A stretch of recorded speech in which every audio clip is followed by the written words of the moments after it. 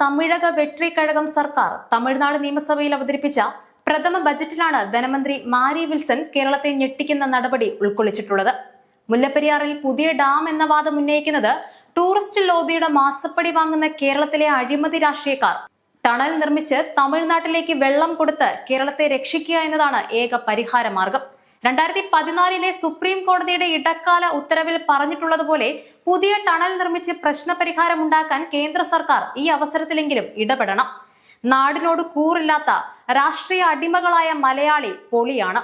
Mullaperiyar dam ഭീഷണിയെക്കുറിച്ച് മധ്യ കേരള ജനതയ്ക്ക് പോലും ഉത്കണ്ഠ തോന്നാത്തത് എന്തുകൊണ്ട് എന്നത് മനഃശാസ്ത്ര പഠനത്തിന് വിധേയമാക്കേണ്ട വിഷയമാണ്. വർഗവർണ്ണ വെറുപ്പ് സൃഷ്ടിച്ചുകൊണ്ട് മലയാളിയുടെ അധ്വാനശീലം നശിപ്പിച്ച ചിന്താശേഷി നശിപ്പിച്ചുകൊണ്ട് വെറും കൊടിപിടുത്ത അടിമകളാക്കി വെച്ചിരിക്കുന്ന കേരള രാഷ്ട്രീയത്തോട് പുച്ഛം മാത്രം. മലയാളികൾ ബുദ്ധിജീവികളാണെന്ന പൊങ്ങച്ചവും അഹങ്കാരവും കൊണ്ട് നടക്കുന്ന വെറും മരമണ്ടന്മാരും പൊങ്ങച്ചക്കാരുമായ പമ്പര വിഡ്ഢികളാണെന്ന് തമിഴർക്കറിയാം.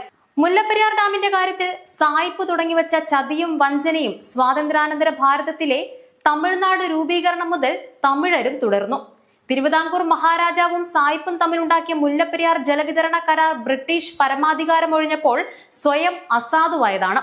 പിന്നെ എന്തിനാണ് കേരളത്തിന്റെ ആവശ്യകതയും സംരക്ഷണവും മുഖവിലക്കെടുക്കാതെ പ്രസ്തുത കരാർ അതേപടി തുടരണമെന്ന തമിഴന്റെ നിയമപരമല്ലാത്ത പിടിവാശിക്ക് മുമ്പിൽ കമ്മ്യൂണിസ്റ്റ് മതനേതാക്കൾ നിന്നുകൊടുത്തത്?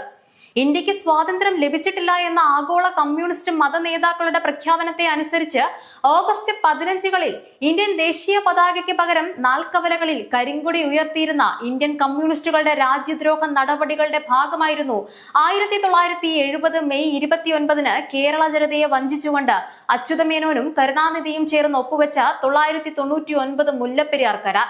രാജ്യദ്രോഹികളായ കമ്മ്യൂണിസ്റ്റ് മതവിശ്വാസികൾക്ക് കേരളത്തിനോടോ ഭാരതത്തിനോടോ കൂറില്ലാത്തതിനാൽ EMSന്റെ കാലത്ത് തുടങ്ങിയ മുല്ലപ്പെരിയാർ കരാർ നീട്ടണമെന്ന തമിഴ്നാടിന്റെ ആവശ്യവുമായി ബന്ധപ്പെട്ട ചർച്ച അച്യുതമേനോൻ സർക്കാർ 999 വർഷത്തേക്ക് തമിഴ്നാടിന് ലീസിന് കൊടുത്ത് കേരളത്തെ ചതിച്ചുകൊണ്ട് അവസാനിപ്പിക്കുകയായിരുന്നു.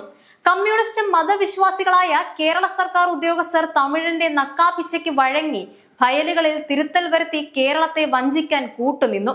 കേരളത്തിന് നയാ പൈസയുടെ നേട്ടമില്ലാത്ത കേരളത്തിന്റെ സ്വന്തം ജലവും ഹൈറേഞ്ചും തമിഴന് എഴുതിക്കൊടുത്ത വഞ്ചകരും രാജ്യവിരുദ്ധരുമാണ് കേരള രാഷ്ട്രീയക്കാർ. ദേശീയത കടലാസിൽ പൊതിഞ്ഞു നടക്കുന്ന ഹിന്ദുത്വത്തിന്റെ മൊത്തക്കച്ചവടക്കാർ നാടിന്റെ നിർണായക ഘട്ടങ്ങളിൽ ബധിരരും മൂകരും അന്ധരുമായി മാറും.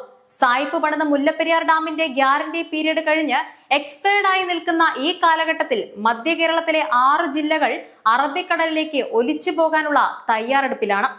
മുല്ലപ്പെരിയാർ ഡാമിന്റെ തകർച്ചയോടെ സംഭവിക്കുന്ന മലവെള്ളപ്പാച്ചിലിൽ അതിന് താഴെയുള്ള നിരവധി ഡാമുകളും തകർന്നു കുത്തിയൊലിച്ചു വരുമ്പോൾ മധ്യ കേരളത്തിലെ പത്തനംതിട്ട, കോട്ടയം, ഇടുക്കി, എറണാകുളം, ആലപ്പുഴ എന്നീ ജില്ലകൾ സമ്പൂർണമായും തൃശൂർ ജില്ല ഭാഗികമായും നാമാവശേഷമാകുമെന്ന കാര്യത്തിൽ തർക്കമില്ല. പിന്നീട് ദക്ഷിണ കേരളത്തിൽ അവശേഷിക്കുന്ന ജില്ലകളായ കൊല്ലവും തിരുവനന്തപുരവും തമിഴ്നാട്ടിൽ ലയിക്കുന്നതാണ് ഭൂമിശാസ്ത്രപരമായി ഉത്തമം. ഉത്തര കേരളത്തിലെ ബാക്കി ഭാഗം കേന്ദ്രഭരണ പ്രദേശമാക്കുന്നതാണ് ആ ജില്ലക്കാരോട് കാണിക്കുന്ന മര്യാദ. പക്ഷേ ഇവിടങ്ങളിലെ ജനത ഇക്കാര്യത്തിൽ തെല്ലും വ്യാകുലരല്ല എന്നത് ശാസ്ത്രലോകം അത്ഭുതത്തോടെയാണ് വീക്ഷിക്കുന്നത്. തമിഴന്റെ ജീവന് വില കൽപ്പിക്കുന്ന രാഷ്ട്രീയക്കാരും സർക്കാരുമാണ് എക്കാലത്തും തമിഴ്നാട്ടിലുണ്ടാകുന്നത്. എന്നാൽ രാഷ്ട്രീയ അടിമത്ത ചങ്ങലയിൽ ബന്ധിക്കപ്പെട്ടിരിക്കുന്ന രാഷ്ട്രീയക്കാരുടെ മസ്തിഷ്ക പ്രക്ഷാളനത്തിന് വിധേയരാക്കപ്പെട്ട മരമണ്ടൻ മലയാളിക്ക് വേണ്ടി ഒരു രാഷ്ട്രീയക്കാരും സർക്കാർ ഉണ്ടാകില്ല എന്നതാണ് സത്യം.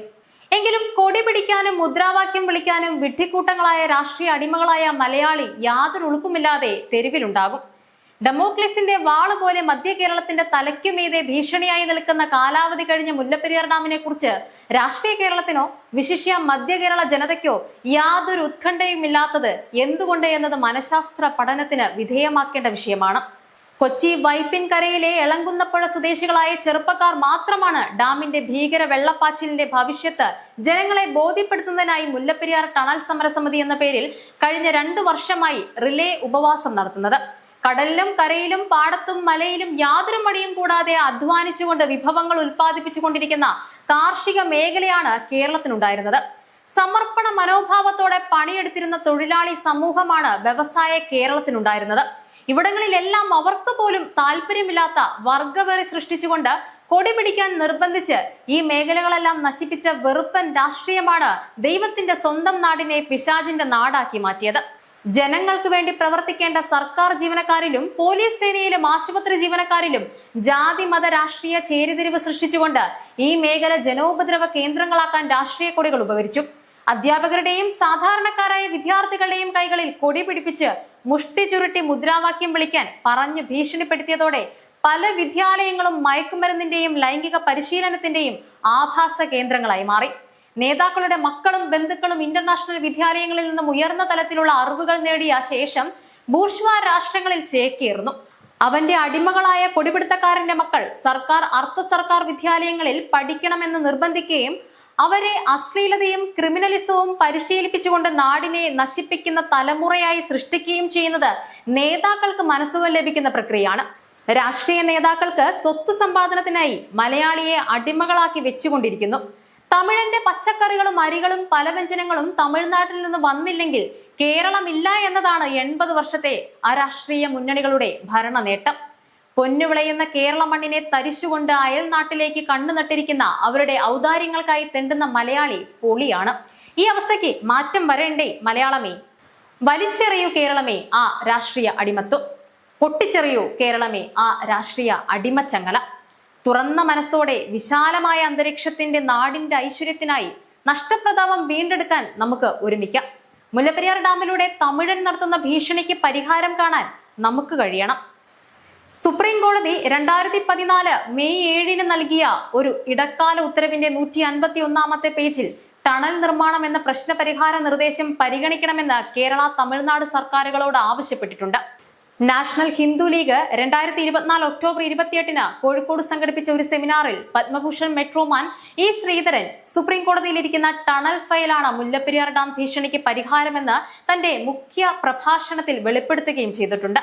മുല്ലപ്പെരിയാർ ഡാം ഭിത്തിയിൽ നിന്ന് 8.5 കിലോമീറ്റർ പുറകോട്ട് മാറി 50 അടി താഴ്ചയിൽ 6 മീറ്റർ വ്യാസമുള്ള 4 ടണലുകൾ സ്ഥാപിച്ച് തമിഴ്നാട്ടിലെ വൈഗാ നദിയിലേക്ക് ഡാമിലെ വെള്ളം തുറന്നുവിട്ടാൽ കേരളം നേരിടുന്ന ഭീഷണിയും മാറും, തമിഴ്നാടിന്റെ ജലക്ഷാമവും മാറുമെന്നാണ് മെട്രോമാൻ സെമിനാറിൽ പറഞ്ഞത്. ടണൽ നിർമ്മാണത്തിന് ആവശ്യമായ ആധുനിക യന്ത്ര സംവിധാനങ്ങൾ ഡൽഹി മെട്രോയ്ക്കുണ്ടെന്നും ടണൽ നിർമ്മാണത്തിന് ആവശ്യമായ സാങ്കേതിക വൈദഗ്ധ്യം താൻ സൗജന്യമായി നൽകുമെന്നും മെട്രോമാൻ സെമിനാറിൽ പറഞ്ഞു. മുല്ലപ്പെരിയാർ ഡാം ഉയർത്തുന്ന ഭീഷണി പരിഹരിക്കാൻ കേരള സർക്കാരും രാഷ്ട്രീയ നേതൃത്വവും തയ്യാറാകാത്തതിന്റെ കാരണം എന്തെന്ന് കേരള ജനത ചിന്തിക്കണമെന്ന് സെമിനാർ ഉദ്ഘാടനം ചെയ്തുകൊണ്ട് ചിദാനന്ദപുരി സ്വാമിയും ആവശ്യപ്പെട്ടു. സ്വന്തം നാടായ കേരളത്തോടും കേരള ജനതയോടും ഇഷ്ടവും ഉത്തരവാദിത്വവുമുള്ള രാഷ്ട്രീയ പ്രസ്ഥാനങ്ങളും ജനനേതാക്കളും ഉയർന്നു വന്നെങ്കിൽ മാത്രമേ കേരളം ദൈവത്തിന്റെ സ്വന്തം നാടാകൂവെന്ന് സ്വാമി പശ്ചിമഘട്ട സംരക്ഷണവും മുല്ലപ്പെരിയാർ ഡാം ഭീഷണിക്ക് പരിഹാരവും എന്ന വിഷയത്തിൽ നടന്ന സെമിനാർ ഉദ്ഘാടനം ചെയ്തുകൊണ്ട് പറഞ്ഞു. കേരളത്തിന് നയാ പൈസയുടെ ഗുണമില്ലാത്ത മുല്ലപ്പെരിയാറിൽ സഹസ്ര കോടികൾ ചിലവഴിച്ച് പുതിയ ഡാം നിർമ്മിക്കണമെന്നാണ് കേരളത്തിലെ അഴിമതി രാഷ്ട്രീയം വാദിക്കുന്നത്. ഈ വാദം തമിഴ്നാട് അംഗീകരിക്കുന്നുമില്ല. മാത്രമല്ല, മുല്ലപ്പെരിയാറിൽ പുതിയ ഡാം നിർമ്മിക്കണമെങ്കിൽ കേരളത്തിലെ ജലസമ്പത്തും വനസമ്പത്തും സുഗന്ധദ്രവ്യത്തോട്ടങ്ങളും കൊണ്ട് സമൃദ്ധമായ ഇടുക്കി ജില്ലയിലെ ദേവികുളം, ഉടുമ്പൻചോല, പീരുമേട് എന്നീ താലൂക്കുകൾ തമിഴ്നാടിന് വിട്ടുകൊടുക്കണമെന്ന ഒരു പുതിയ വാദവും വിജയ് സർക്കാർ ഉന്നയിക്കുമെന്ന് അറിയുന്നു. ഇതോടെ തൊടുപുഴ, ഇടുക്കി താലൂക്കുകൾ മാത്രമായി ഇടുക്കി ജില്ല ചുരുങ്ങും. തന്റെ നാടിനെ സമ്പദ് സമൃദ്ധമാക്കാൻ തമിഴ് നേതാക്കൾ എന്ത് റിസ്കും എടുക്കാൻ തയ്യാറാകുമ്പോൾ നമ്മുടെ നേതാക്കൾ നമ്മുടെ നാടിനെ പണയം വെച്ച് നാട്ടാരെ കടക്കണിയിലാക്കി തങ്ങളുടെ കുടുംബത്തിന്റെ ആസ്തി വർധനവിനായി ഖജനാവ് കൊള്ളയടിച്ചും നോക്കുകൂലി വാങ്ങിയും മാസപ്പടി പിരിവ് നടത്തിയും ക്ഷേത്രക്കൊള്ള നടത്തിയും മലയാളിയെ വിഡ്ഢികളാക്കുന്നു. സമൂഹത്തിലെ സമ്പന്നന്മാരുടെ മക്കൾക്ക് വേണ്ടി ശത്രു രാജ്യങ്ങളുടെ ഫണ്ടിങ്ങിലൂടെ ദില്ലിയിൽ അരങ്ങേറിയ പാറ്റാ സമരത്തിൽ പങ്കെടുക്കാൻ കേരളത്തിലെ രാഷ്ട്രീയ നേതാക്കളും സിനിമാ തൊഴിലാളികളും മത്സരിച്ച് പറക്കുന്നതും നാം കണ്ടു. മധ്യ കേരളത്തിലെ ജനതയുടെ ജീവന് ഭീഷണിയായി നിൽക്കുന്ന മുല്ലപ്പെരിയാർ ഡാം വിഷയത്തിലും PSC പരീക്ഷ അട്ടിമറിയിലും ഇക്കൂട്ടർ താല്പര്യം പ്രകടിപ്പിക്കാത്തത് വിദേശ ഫണ്ടിംഗ് ഇല്ലാത്തതുകൊണ്ടാണോ? സ്വയം വിഡ്ഢികളാകുന്നതിൽ തെല്ലും അപമാനം തോന്നാത്ത മലയാളികൾ തെരുവോരങ്ങളിൽ സംഘടിച്ച് നാട്ടുകാരെ ഭീഷണിപ്പെടുത്തിക്കൊണ്ട് മുഷ്ടി ചുരുട്ടി ശബ്ദ മലിനീകരണത്തിന് തയ്യാറെടുക്കുന്നു. ഇൻകുലാബ് ഇൻകുലാബ് ഇൻകുലാബ് സിന്ദാബാദ്. കഷ്ടം. ഹിന്ദു രക്ഷാ മമ